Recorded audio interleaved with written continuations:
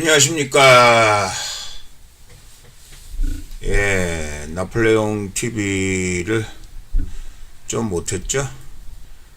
이제 앞으로 제가 나폴레옹 TV를 더 힘내서 열심히 하겠습니다 하는 말씀을 드리려고 오늘 나폴레옹 TV를 한다고 했습니다. 사실은 제가 여러분도 아시다시피 8일 동안 단식을 했잖아요. 근데 제가 깜짝 놀란 게요. 제가 할 수 있었다는 데 대해서 우선 깜짝 놀랐습니다. 물론 제가 어려움이 있었죠. 어려움이 있었는데 그 어려움이 생각처럼 지금 생각해봐도 생각처럼 그렇게 안 되더라고요. 생각처럼 그렇게 꼬부라지지 않더라고요. 아마 정신을 바짝 차려서 그런 것 같습니다. 그래서 참 인생이라는 게 정신일도 하사불석이라고 그러나요? 정신을 어떻게 차리고 있냐 하는 것에 굉장히 중요하다라는 사람이 있습니다.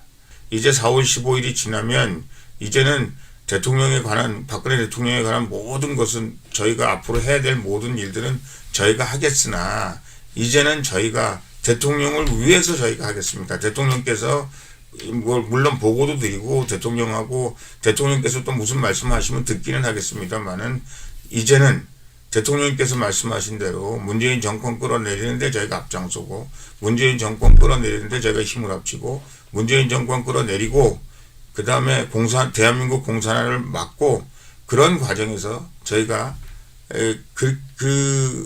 그것이 선행되고 그 선행되는 과정에서 물론 동시에 일어난다고 볼 수는 있습니다만은 그 과정에서 대통령님의 탄핵 무효와 탄핵의 억울함, 무죄 석방 이런 문제를 우리가 주축이 돼서 대통령께서 이제 뭘 어떻게 해라, 당명을 어떻게 하자, 뭘 어떻게 하자 이렇게 하시는 거는 이제 대통령께 너무 지치고 힘들고 어려우실 거 아니냐.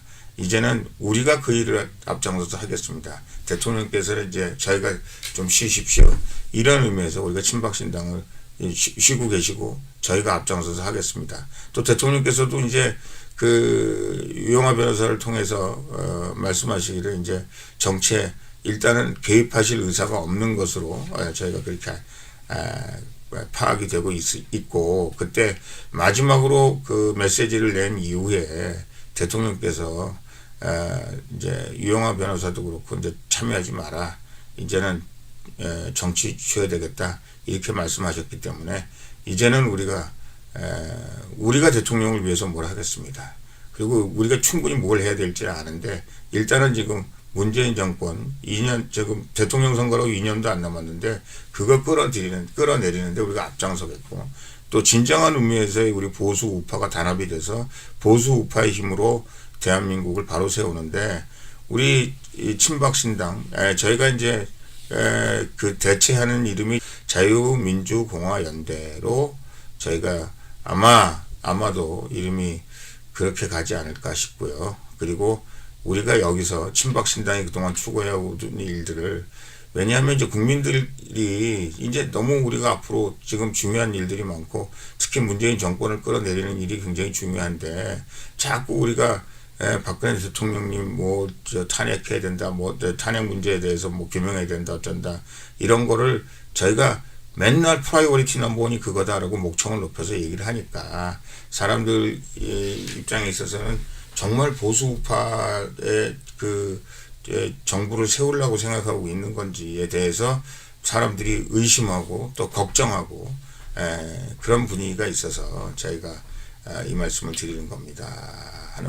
저희가 이제 좀 더 구체적이고 정확하게 얘기가 되면 그거를 한번 여러분들한테 말씀을 드리겠습니다라는 말씀을 드립니다. 그래서 이제 오늘 이제 제가 말씀드릴 거를 간단하게 이제 말씀을 드리겠습니다. 이제 첫 번째가 그래서 하여간 유영하 변호사다 저 박근혜 대통령 탄핵 무효 무죄 석방 이런 문제는 우리가 앞으로 우리의 중요한 아젠다로 삼고 그 아젠다에 포함되어 있는 거긴 합니다만은 이제 문재인 정권 끌어내리는데 저희가 앞장서서 가겠습니다 하는 말씀을 드립니다. 20대 국회 제가 맨날 20대 국회는 폭망해야 된다. 역사상 가장 잘못된 국회라고 평가를 받을 것이다. 제가 그렇게 얘기했거든요. 그래서 탄핵한 사람들은 탄핵했기 때문에 20대 국회에서 야단 맞아야 되고 20국회로서 또 탄핵에 반대했던 사람들은 탄핵을 막아내지 못했기 때문에 20대 국회가 그런 의미에서는 역사적 심판을 받아야 된다. 그런 말씀을 드렸고요. 그래서 다행히도 많은 탄핵 특히 이제 우리 이쪽에 탄핵 세력들이 20대 국회, 21대 국회에 못 들어가게 된 그런 결과를 초래하게 돼서 뭐 여러 가지로 지금 진행되는 정치 환경이나 여건이 마음에는 안 들지만 그래도 그거 하나만큼은 마음에 든다라는 말씀을 드립니다. 죄송하다는 표현을 쓰고 나니까 좀 그렇긴 합니다만 예를 들어서 유승민, 김무성을 비롯해서 김용태, 김성태, 나경원, 이해운 아주 두드러진 탄핵에 찬성하고 당에다 분당질했던 사람들이 다 낙선했다는 사실이 그나마 제가 위안으로 좀 삼을 수 있는 게 아닌가 싶습니다. 선거 이후의 사건들에 대해서 말씀 좀 드릴게요.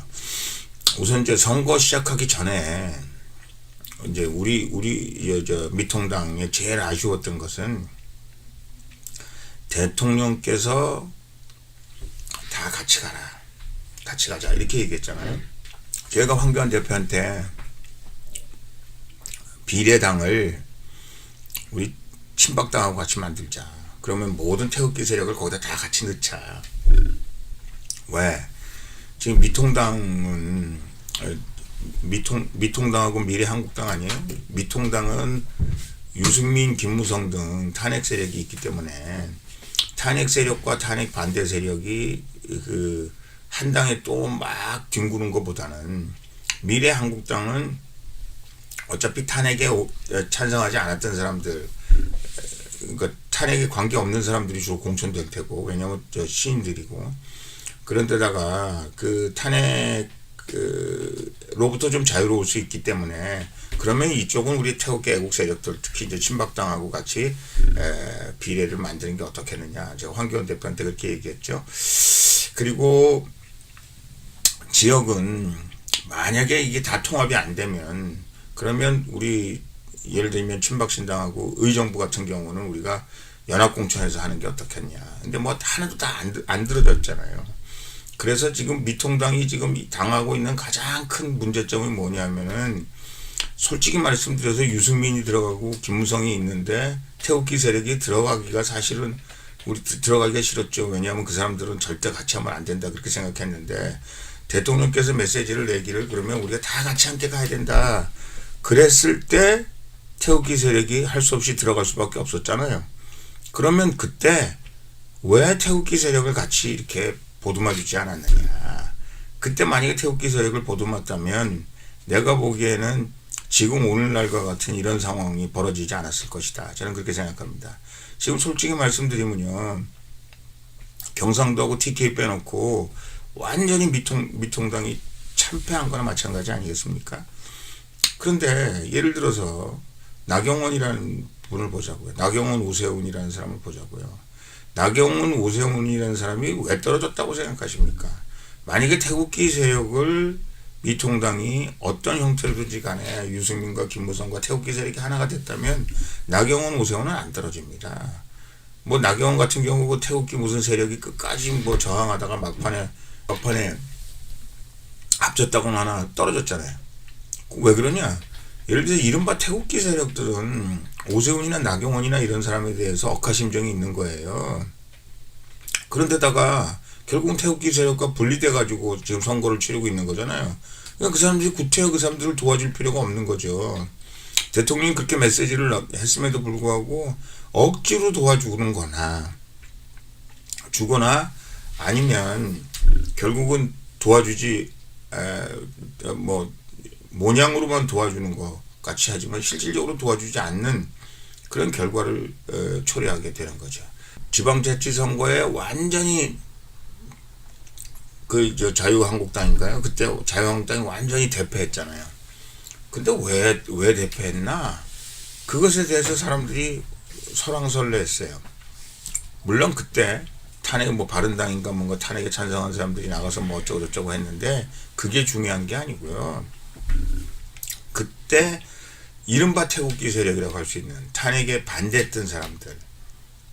근데 미통당이 다만 있었는데 자유한국당이 다 있었는데 자유한국당이 그 탄핵 문제에 대해서 해결하지 못하고 미적미적했기 때문에 그 사람들이 자유한국당이 과연 이게 보수가 맞나?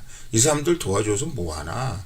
근데다가 뭐 그 당시 무슨 홍준표 막 대통령 박근혜 대통령 내쫓았죠. 뭐 그동안 뭡니까 김병준 위원장인가요? 그 임 목사님인가요? 약간 그런 분들이 다 똑같이 하나같이 뭘 했냐?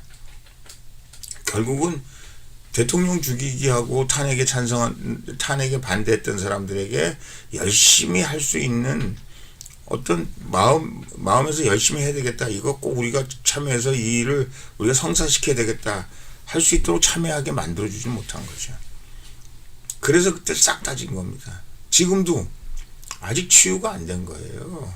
그래서 하여간 어떻게 됐든지 간에 태극기 세력을 같이 묶어서 갔어야 되는데 황교안이라는 사람이 본인이 아마 탄핵하고 관계가 있는 사람이어서 그랬는지 모르지만 하여간 태극기 세력을 대통령이 그렇게 강곡하게 말했는데 뭐 유영하 변호사를 비롯해서 몇 사람 안 된 사람은 공천 다 잘라버렸죠.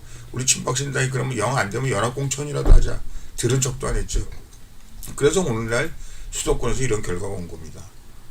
솔직히 말씀드릴까요? 만약에 제가 친박신당인데 만약에 저를 연합공천에서 의정부에 공천했으면요 거기는 분명히 아마 제가 이겼을 겁니다. 옛날에 제가 항상 말씀드렸는데 우리 옆에는 문희상이고 뒤에 이 앞에는 안철수고요. 이쪽에는 또 누굽니까?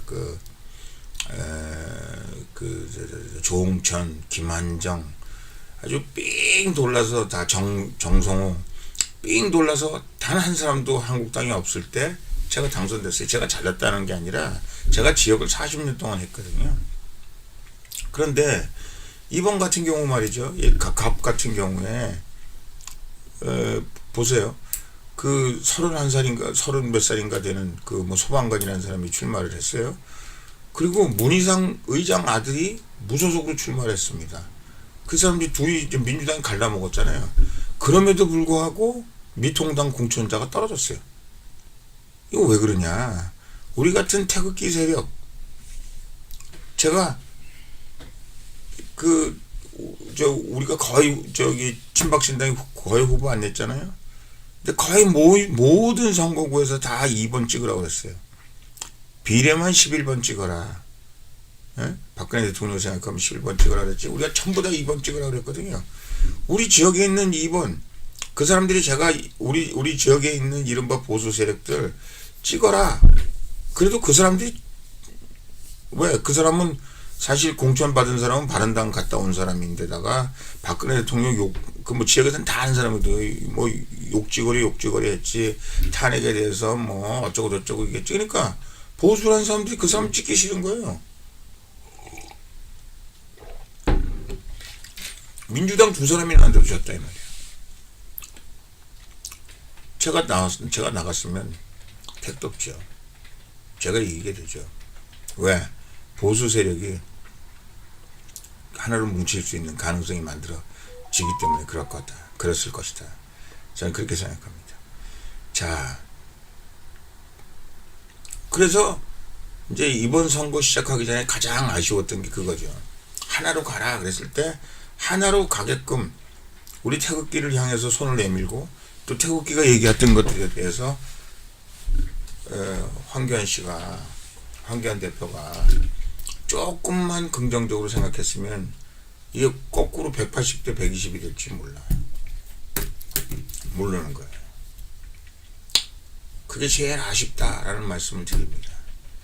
그래서 오늘도 제가 우리 해단식 하면서 그런 얘기 했어요. 자, 우리가 이번 대선에는, 그래서 대선에 2년도 안 남았다. 대선에는 우리가 모든 보수 세력이 하나로 가야 된다는 기본적인 대전제에서 시작을 하자. 저는 그렇게 얘기를 했어요. 그러면 이른바 친박신당이 우리는 이러이러이러한 색깔의 보수 후보를 우리 당에서 내겠습니다. 예를 들면 했을 경우에 이거를 우리 당뿐만 아니고 보수 전체에서 이런 사람이 우리가 말하는 이런 보수, 이것이 중요하다고 생각하는 사람, 우리 경선하겠다 이거예요. 보수 전체 모여서 경선하자. 예. 그래서 그 보수의 진정한 보수의 지도자라고 할 수 있는 사람들을, 그 지도자를 우리가 뽑는 게 저는 굉장히 중요하다. 우리가 그래서 보수 하나로 가자. 그러기 위해서는 아직도 국민들도 마찬가지고 또 이른바 자기들을 보수 우파라고 생각하는 사람들을 교육할 필요도 있고 또 그 사람들하고 소통하고 교육할 필요가 있다. 그래서 이른바 홍문종이 세력, 이제 그 친박 세력, 이런 사람들이 말하는 보수 후보, 저런 중요한 아젠다를 가지고 있구나. 저 사람들이 저렇게 중요하구나.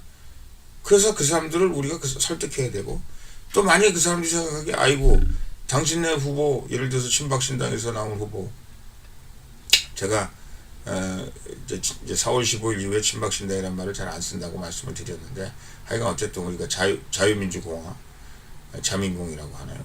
자유민주공화라고 지금 할 것 같은 그런 생각이 있습니다만은, 여기서 나온 저 후보가 정말 자유민주주의 시장 경제를 바탕으로 한, 한미동맹을 바탕으로 한 후보다. 그렇게 그리고 그것이 굉장히 중요한 가치고 그거에 충실한 후보를 우리가 선택해야 된다라고 하는, 우리가 후보를 만들고 그 후보가 말하자면 보수 전체를 아우를 수 있는 후보로서 우리가 상품을 낸다 이거예요. 그래서 우리 모든 보수들을 다 모아서, 자, 우리가 낸 상품에 대해서도 니들이 검증해라. 그리고 니들도 상품을 내라. 그래서 그 상품을 우리가 잘 봐서 정말 우리가 말하는 보수 우파를 하나로 모을 수 있는 사람, 그리고 진정한 의미 보수 우파라는 사람이 를 우리가 대통령 후보로 내세워서 이번 선거에는 이겨야 된다, 이렇게 생각합니다. 그 대통령 선거 얘기하니까 지금 그 미통당이 지금 난리가 났더구만요. 미통당을 해산하고 이제 벌써부터 해야 된다 그러는데, 미통당 또 미래한국당, 그 비례당이죠. 이제 벌써부터 자중질환이 나가지고 난리죠. 제가 보기에는 이게 선장이 없는 배기 때문에, 그리고 그동안 그 사람들이 공천 전국에서 사실 무슨 말을 할래야 말을 할 수도 없었잖아요. 그래서 이 사람들이 얼마나 많은 불만이 있었겠어요. 그런데다가 이제 일을 저지른 사람은 도망갔잖아요. 뺑소니 쳤으니까 이제 제가 얘기했죠. 유승민, 김무성, 이제 홍준표도 안 받을 수가 없을 겁니다. 홍준표, 김태호 이런 사람들 들어와서 이제 난리를 치겠죠. 서로 대통령 후보야 되겠다. 죄송합니다만은 지금 현재로 봐서는 만약에 대통령 후보로 따진다면 제일 가능성이 높아 보이는 사람이 이러니 저러니 죽일 놈 살릴 놈 돼지 발정제 어쩌고 얘기를 해도 가장 그 후보가 될 가능성이, 또 똘망똘망한 사람들 가운데서 후보가 될 가능성이 가장 높은 사람이 제가 보기에는 홍준표라고 봅니다. 근데 중요한 건 뭐냐, 홍준표가 되는 순간 저는 100% 진다고 봐요. 전번에 20몇 프로 얻었는데 글쎄 30%나 얻을까요? 저도 솔직히 말해서 홍준표라는 사람이 억울하리라고 생각해요. 그 양반이 하는 얘기들 중에 아주 시원시원하고 되짓기라고 하나요? 상대방 하는 얘기에 그 허구를 잘 짚어서 그 얘기의 포인트를 아주 만드는, 그래서 이 커뮤니케이션이 되는 그런 경우가 상당히 많이 있습니다. 그러니까 뭐 우리가 말하는 정치적으로 말하면 순발력이 있는 사람이라고 볼 수 있죠. 근데 그 양반이 평생 자기가 그렇게 얘기했어요. 자기는 자기 세력이 없는 사람이다. 자기는 항상 독고다이다. 뭐 이런 식의 얘기를 많이 했죠. 독고다이 맞아요. 그 뭐 자기 편한 대로 얘기하고 자기 편한 대로 행동하고 뭐 아래 위 뭐 따질 것도 없고 뭐 그런 사람이죠. 뭐 또 그리고 또 뭐 경상도 사람이기 때문에 인간적으로 또 매력도 있어요. 그런데다가 뭐 경남 사람인데 또 경북에서 학교를 다녀가지고 경남과 경북을 아우를 수 있고 이번엔 또 대구에서 당선됐기 때문에 뭐 또 대구의 아들이라고 그러고 또 뭐 그럴 수 있어요. 그러나 제가 제 일은 잘 모르지만 홍준표가 대통령 후보로 나간다. 그러면 제가 100% 개런티합니다. 홍문종이가 나가는 것보다 표 적게 얻습니다. 그리고 당선 안 됩니다. 그게 이제 가장 큰 문제예요. 왜냐하면 지금 한국당, 아니 지금 미통당 구조로 봐서요. 경상도 사람들이 지금 거의 대부분 국회의원이 그고 수도권은 지금 100몇 명인데 인천에 한 명인가 있고 서울에 7명, 경기에 7명, 그래서 한 10명 있잖아요. 뭐 강원도 그렇고. 그러면 경상도에서 주도권을 잡으려고 막 그럴 텐데 김태호 의원은 뭐 제가 좋아하는 의원이긴 합니다만 아직 그립이 좀 약해요. 제가 보기에는 그분하고 제일 친한 사람이 이장우라는 분인 걸로 알고 있었는데 이장우라는 분이 또 요번에 또 낙선하셨어요. 그래서 제가 보기에는 김태호라는 분이 당내에 이렇게 큰 뭐 세력이 앞으로 뭐 어쩔지 모르겠습니다만 없고요. 그 다음에 없어요. 우리 여기 자꾸 그런 얘기 하지 말라고 그러는데 그런 얘기 안 하면 여러분들이 그 무슨 재미가 있겠습니까? 무슨 재미가 있는 게 아니라 여러분한테 필요하다고 저는 생각을 합니다. 그래서 홍준표라는 분이 대통령 후보로 나가는 게 최악의 케이스다. 저는 그렇게 생각합니다. 근데 하여간 어쨌든 그래도 지금 예를 들어서 뭐 유승민, 김무성, 뭐 홍준표, 김태호 등등, 뭐 오세훈, 뭐 나경원, 뭐 등등 예를 들어서 뭐 대권이라는 얘기를 한 번이라도 입에 올렸던 사람들 에서 그 사람들이 이른바 모든 사람들이 막 만인의 투쟁을 벌일 때 그나마 가능성이 제일 높은 사람이 당내에서는 그렇게 되면 홍준표가 4분 5일 된 가운데서 홍준표가 될 가능성이 상당히 높다. 그러면 대통령 선거는 완전히 망한다. 차라리 김태호가 나가는 게 홍준표보다 낫다. 이렇게 말씀하셨는데 차라리 김태호가 나가는 게 낫겠죠. 근데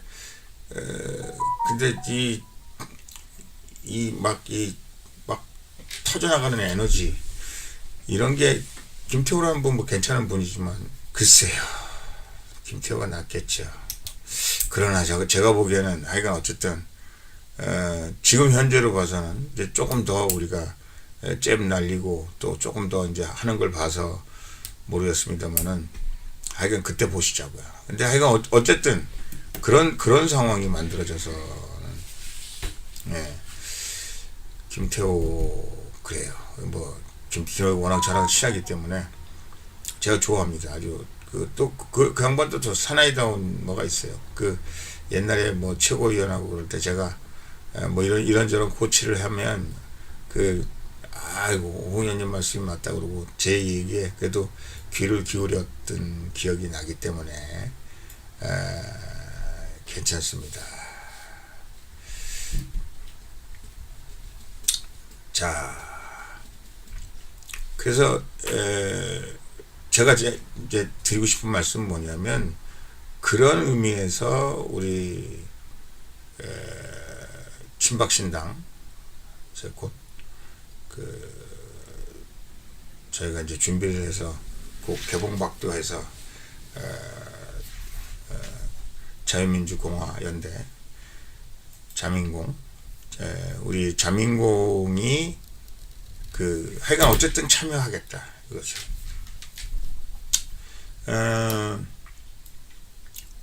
제가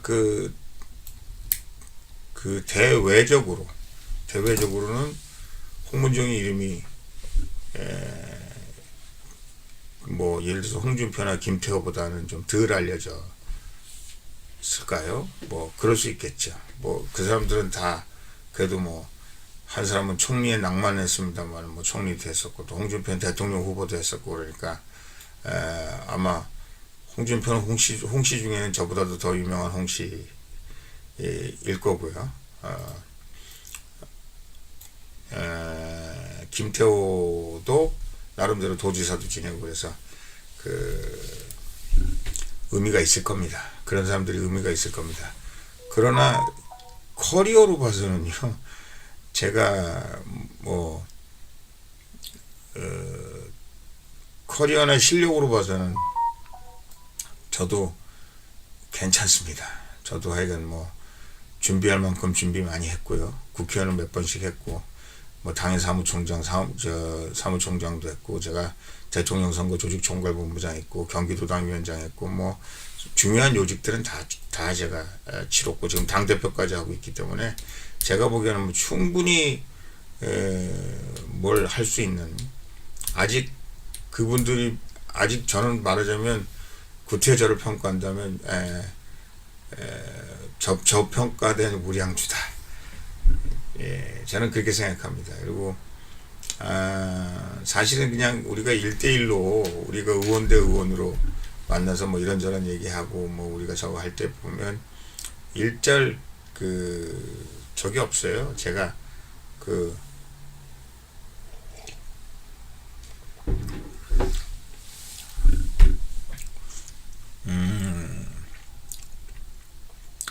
많이 딸리지 않아요. 제가 이제 제 정치의 첫 개념, 첫 번째 시작이 15대, 그러니까 1996년에 문희상 의원하고 저하고 붙었을 때거든요. 저는 이제 그때 초선 도전할 때고, 문희상 의원이 그때 3선인가, 재선인가, 도전할 때인데, 그때 많은 사람들이 생각하기에 문희상 의원은 이미 뭐 그분이 뭐 저 서울법대 출신인데다가 뭐 국회의원 벌써 했죠. 뭐 동교동계의 뭐 핵심 무슨 뭐 몇 형제 중에 하나였죠. 의정부 재벌이었죠. 뭐 경북고등학교 뭐 총학생회장 출신인데다가 뭐 경북고등학교 생긴 이래 뭐 학점이 제일 좋았다나 어쩌다나 뭐 이건 그렇잖아요. 그래서 제가 그 얘기를 했어요.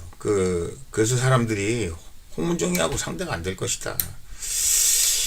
그렇게 생각을 했습니다. 홍문종이가 상대가 안 될 것이다. 왜냐하면 홍문종이는 젊기는 하지만 초선도 국회의원 해보지도 않은 데다가 뭐 정치 경력이 일천하니까 아버지 가방 못장구밖에 더 있냐.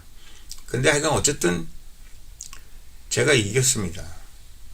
그래서 항상 그런 일이 있을 때마다 사람들이 그 얘기를 했어요. 홍문종이는 잘 보면 괜찮은데 근데 사실은 제가 뭐 저를 이렇게 쇼업 한다고 그럴까요? 그런 거를 뭐 정치하는 사람이기 때문에 저를 막 드러내고 뭐 이런 거에 대해서 제가 참 잘 못해요. 그런 거 참 잘 못해요. 잘 할 것 같지만 사실 잘 못해요. 그냥 세상이 알게 되겠지. 뭐 그랬기 때문에 제가 그런 거 잘 못합니다. 저는 박근혜 대통령 대통령 선거할 때 사람들이 대통령을 도왔던 사람들은 장관하지 않기로 하자. 그렇게 얘기할 때도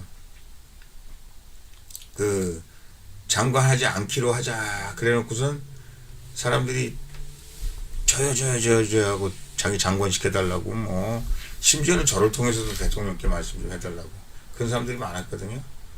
근데 실제로 저는 단 한 번도 저를 무슨 뭐 장관 시켜달라 뭐 시켜달라 얘기한 적도 없고 물론 뭐 당에서 제가 뭐 국회의원으로서 뭐 상임위원장이나 뭐 이런 거 당연히 해야 되는 거니까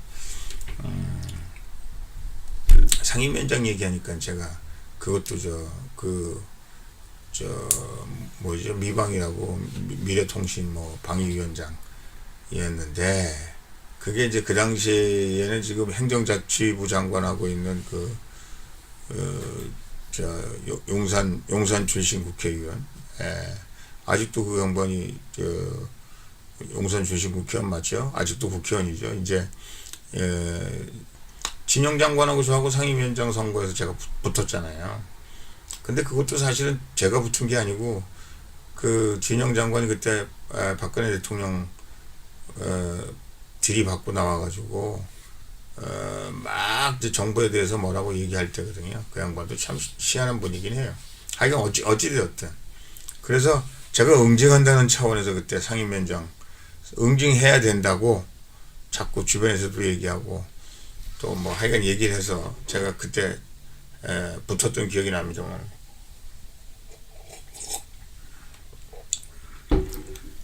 제가 이겼죠. 예. 하여간 어쨌든 그렇습니다. 그래서 제가 이제 일단 우리 자유민주공화 누가 또 자꾸 당이 길다 그러는 길다고 자꾸 그러시는데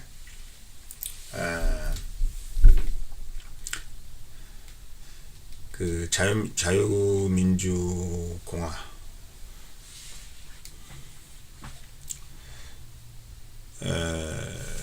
에서도 우리가 그동안 이제 좀 준비해서 후보를 한번 그 우리 보수 후보를 내고 한번 보자고요. 그래서 그런 사람들하고 다 이렇게 같이 같은 무대에다 올려놓고 한번 국민들한테 선택을 받아봐야 된다. 저는 그렇게 생각합니다. 그래서 우리가 다 합쳐서 다음번에는 우리가 하자라는 게 이제 제 기본적인 생각이고요. 만약에 그때 가서도 이 바보 같은 사람들이 자기들 따로 가겠다, 무슨 이른바 박근혜 대통령 세력, 또 태극기 세력 이런 사람들은 니들은 뭐 보수 꼴통이니까 안 되고 자기들끼리 따로 가겠다 이렇게 해가지고 만약에 그렇게 간다 그러면 정말 대한민국이 망하는 거죠.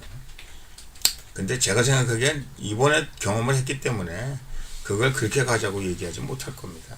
그렇게 만약에 이제 국회의원 100명 겨우 넘어가지고 이제 한두 명만 잘못되면은 대통령 개헌 저지선을 저 사람들이 확 넘어버리는데 뭘 도대체 어떻게 뭐 하겠다고 할 수 있겠다고 그러겠어요. 우리가 어쨌든 힘을 다 모아야 될 텐데 그때를 대비해야 된다. 제가 그 말씀을 드립니다.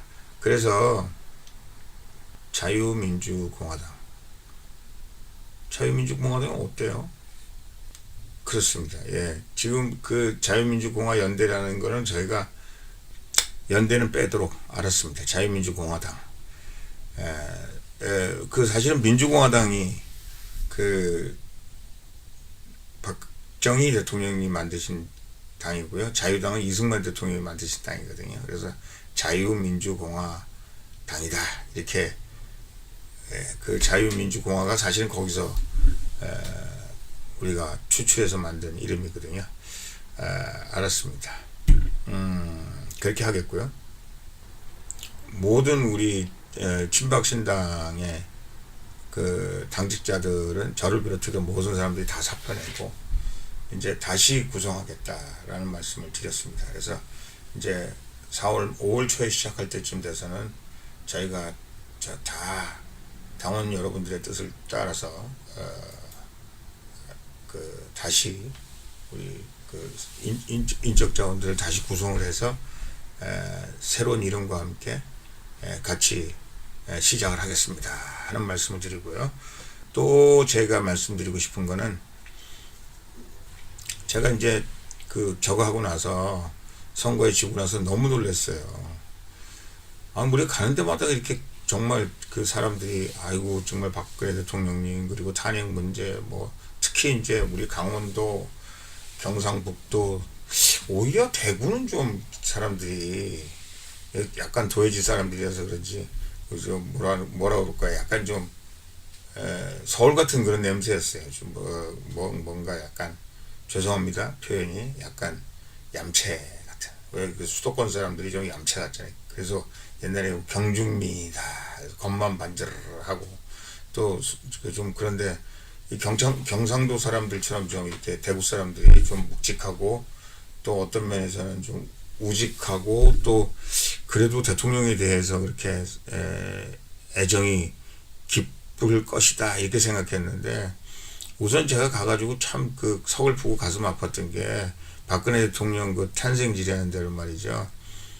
그 사실 왜 외국의 대통령들 그 출생지 가면 잘 해놓잖아요. 그리고 뭐 이것저것 해놓는데 그냥 어떤 한 구석에 큰 그 건물 아마 그 건물이 들어섰나 봐요. 그 대통령 박근혜 대통령 그 태어나신 곳에.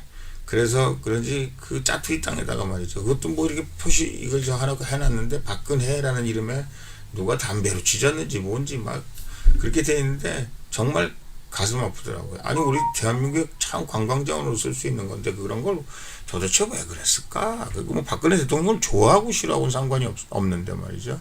그런 것들이 너무 속상했는데 하여간 어찌되었든 거기 박근혜 대통령 거기 저에 대해서 그 대구 분들이 뭐라 그럴까 좀 서울 사람 같은 그런 분위기더라고요. 경북 분들이나 저기 옥천 분들 그 다음에 또 강원도 분들은 상당히 그 좋았습니다.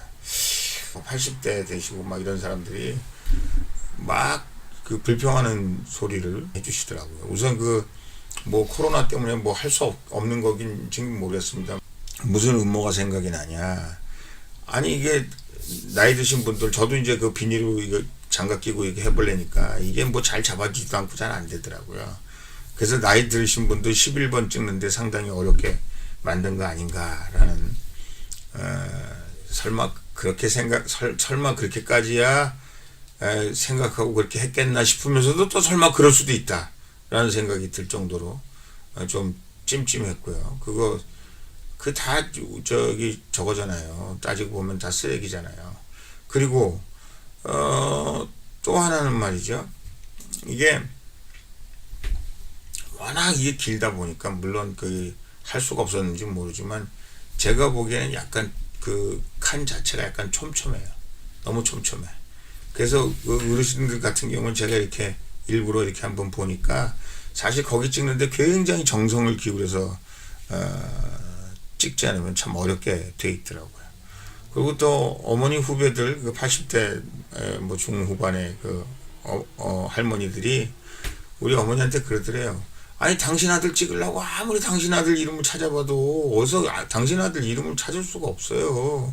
그래서 내가 뭘 어딜 찍으라는지 잘 몰라가지고 그냥 밖에 있는 그 선거관리위원들한테 물어봤대요.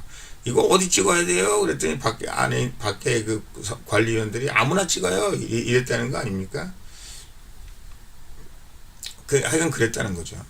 그래서 제가 보기엔 약간의 그 야로라고 하나요? 야로가 있는 것 같은 그런 느낌이었는데 하여간 어쨌든 그래서 너무 이제 화가 많이 나기도 하고 저 자신의 실망스럽기도 하고 우리 박근혜 대통령께서 죄송하기도 하고 유영아라는 사람 정말 너무너무 막 화가 나기도 하고 에 대해서 화가 나기도 하고 하여간 뭐 여러 가지 만감이 교차하고 있는데 그 젊은 우리 식구 젊은 사람이 저한테 얘기를 하더라고요. 아빠 이거 생각을 해보시라고. 그 무슨 기독당인가 거기는 지금 세 번째 선거에 참여하는 건데 그러면 십몇 년 동안 했는데도 저 모양이고 지지율을 말하는 겁니다. 그리고 무슨 공화당인가 거기는 대통령 선거 치르고 지방선거 치르고 그렇게 오래 했는데도 저 모양이고 그리고 광고비를 뭐 나중에 보니까 뭐 다 때려 넣어가지고 뭐 엄청나게 광고비를 썼다고 그러더만요. 친박신당은 결국 선거 한 달 전에 만들어서 한 달 동안 결국은 만들어서 선거 끝날 때까지가 45일인데 45일 동안 해가지고 그 정도 왔으면 친박신당보다 더 못 받은 당이 30개 40개고 말이에요.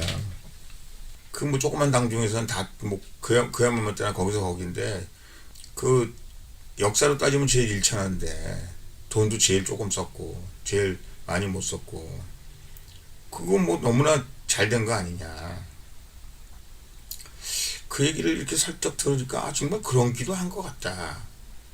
잘 생각해보면 그럴 수도 있겠다. 그런 생각이 들더라고요. 어찌되었든. 그래서 제가 다시 용기를 냈고, 사실 오늘 제가 드리고 싶은 그 가장 큰 이 메인 메시지는 지금서부터입니다. 이제 제가 자유민주공화당, 만약에 그렇게 얘기가 된다면 자유민주공화당이 여러분에게 드리고 싶은 말씀은 이거예요. 이제는 제가 저기 광화문 집회 이런 데 나가서 태극기 맨날 집회하고 막 행진하고 하는 거 뭐 그걸 제가 뭐 과소평가하고 싶지는 않습니다. 그러나 우리는 그런 정당은 안 하겠어요. 그런 정당은 안 하겠습니다. 지금서부터 제가 할 것은 이른바 그 공산당 애들이 하는 밀봉교육 있잖아요. 저희가 밀봉교육을 할 겁니다. 여러분 잘 지금서부터 제가 이 글을 듣고 계시는 분들 잘 판단하시기 바랍니다. 잘 판단하고 저를 따라와 주시기 바랍니다. 우리가 지금 설득해야 될 상대방이 처해 있는 시츄에이션에 따라서 그 사람의 학업 정도에 따라서 예를 들면 지적 능력에 따라서 또 아니면 그 사람의 그 취향이나 성향에 따라서 연령에 따라서 우리가 그 사람들을 설득하고 그 사람들하고 같이 갈 수 있도록 하기 위해서는 우리가 우선 완벽하게 지금 우리가 왜 지금 이 일을 하고 있는가에 대해서 숙지가 돼 있어야 돼요. 저는 그걸 밀봉교육이라고 표현합니다. 그래서 이제는 밀봉교육을 하려고 그래요. 제가 모든 당원을 다 예를 들면 일주일이면 일주일 교육을 시켜서 도대체 이제 앞으로 우리 대한민국이 지금 어디 있고 앞으로 우리 보수파가 어디로 가야 되고 우리 당은 뭘 어떻게 해야 되고 우리는 그리고 당원 여러분들이 앞으로 나가서 무엇을 어떻게 해야 된다. 그 얘기를 사람들한테 제가 할 겁니다. 그래서 그러면 그 밀봉교육을 어떻게 하냐. 철저하게 당신들이 먹을 쌀, 당신들이 먹을 김치, 당신들이 먹을 비스케트 싸갖고 합시다. 그리고 텐트, 자기가 잘 텐트 가져옵시다. 그래서 저희가 야영하면서 그래서 이제 뭐 큰 텐트 하나 쳐놓고 그 큰 텐트에서 공부하고 자기 개인 공부하고 저희가 뭐 저도 강의하겠습니다만은 전 뭐 대학 교수 출신이니까 좋은 사람들 데려다가 우리가 완벽하게 하여간 우리 당원으로서는 가장 잘 준비된 당원 공수부대, 해병대, 최정예부대 우리가 만들 것이다. 그래서 최소한 5,000명의 정예부대를 우리가 올 12월까지 트레이닝 하려고 합니다. 여러분 우리 자민공, 가칭 여기에 참여할 모든 사람들은 여기에 지금 당원 모든 사람들은 웬만하면 한 프로그램 하나는 꼭 참여하도록 해주세요. 그래서 여러분들이 이 시대에 다음 우리 대통령 선거에 지면은요 우리는 이제 정말 이민 가야 될는지도 몰라요. 공산주의 국가에서 사느냐 아니면 이민 가야 되느냐. 지금도 지금 180명 해가지고요 지금 위태롭기가 한이 없어요. 고려연방제로 지금 저놈들이 어떻게 하든지 이번 21대 국회에서 고려연방제로 가려고 그럴 텐데 지금 내가 아무리 눈을 씻고 봐도 그것을 제대로 막아낼 수 있는 사람이 그렇게 눈에 띄게 보이질 않습니다. 제가 걱정이 태산 같아요. 그런데 우리가 다음 대통령 선거에 이기면 우리가 아주 효율적으로 방어해낼 수 있다. 저는 그렇게 생각합니다. 그래서 우리 건곤일척의 싸움이고 꼭 이겨야 돼요. 그런데 우리가 그 싸움을 앞장서서 그 진지전을 구축해가지고 말이죠.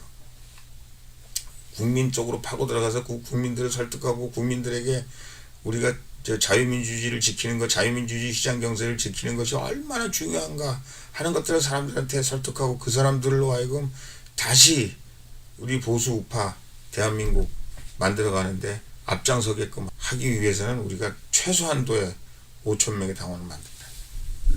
그래서 제가 여러분들에게 이제 전 당원들이 최소한도 5,000명이 최소 일주일 프로그램.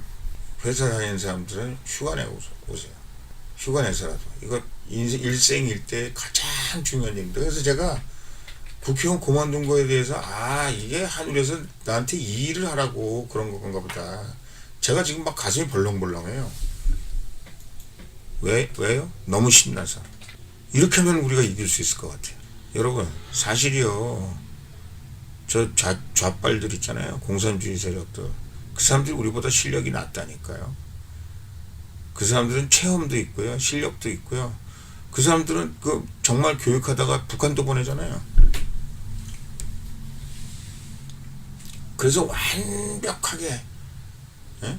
예를 들어서 지금 임종석이나 무슨 누구죠? 방북했다가 와가지고 국회의원 했던 이런 사람들 밀봉교육 여기서 충분히 받고 또 거기 가서 또 밀봉교육 받고 오는 거죠. 그래가지고 그야말로 때나 그 좌빨 전사로 공산주의 전사로 나서는 거죠. 사실 그 사람들이 촛불 쿠데타 했고 대통령 탄핵했고 그리고 대한민국 오늘 현 주소를 만든 거 아니겠습니까? 임종석, 임수경이 등등 그거 하겠다. 그리고 이제는 미안하지만 독립운동 한다는 생각으로 우리 자민공 여러분들은 이제 제가 그랬어요. 여러분 시간을 내주세요. 제가 여러분에게 부탁 말씀드리는데요. 요번 대통령 선거, 보수파 선거에 우리가 꼭 이겨야 되거든요.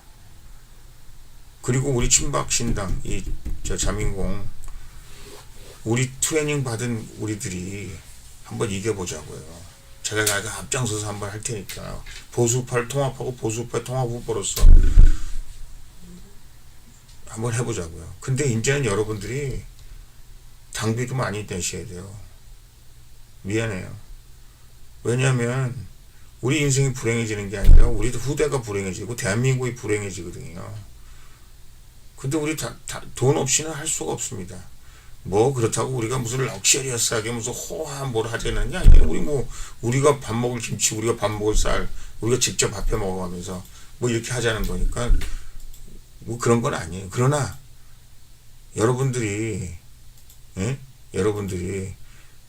교회 11조 장로기 때문에 11조 냅니다만은 11조까지를 제가 바라는 건 아닙니다만은 이번 나라 구하기 보수 우파 나라 만들기에는 여러분들이 조금 희생한다 생각할 정도로의 투자가 필요한 거예요.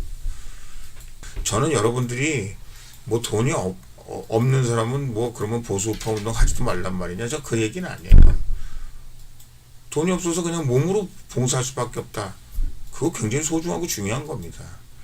그러나 여러분이 이제 돈 투자 좀 하셔야 돼요. 제가 아주 공식적으로 부탁드립니다. 여러분들이 도와주셔야 돼요. 그래서 우리가 정권을 되찾아오면 여러분들 덕분에 많은 가능성들이 우리 당이 더 할 수 있는 사람들이 더 후원들이 더 많아진다. 백두산 교육도 하겠습니다. 그러니까 그냥 우리 관광객들 가는 그런 백두산 말고요. 우리가 거기 가서 백두산을 걸어 올라가서 백두산 가서 하여간 여러 가지 이런저런 계획들을 가지고 있고요. 다 가보신 분은 아시겠습니다만 거기 이제 광개토 다양비도 있고 그런데 하여간 어쨌든 그런 거 저런 거 우리가 교육을 하려고 그러는데 여러분 꼭 여러분 두 가지 잊지 마시길 바랍니다.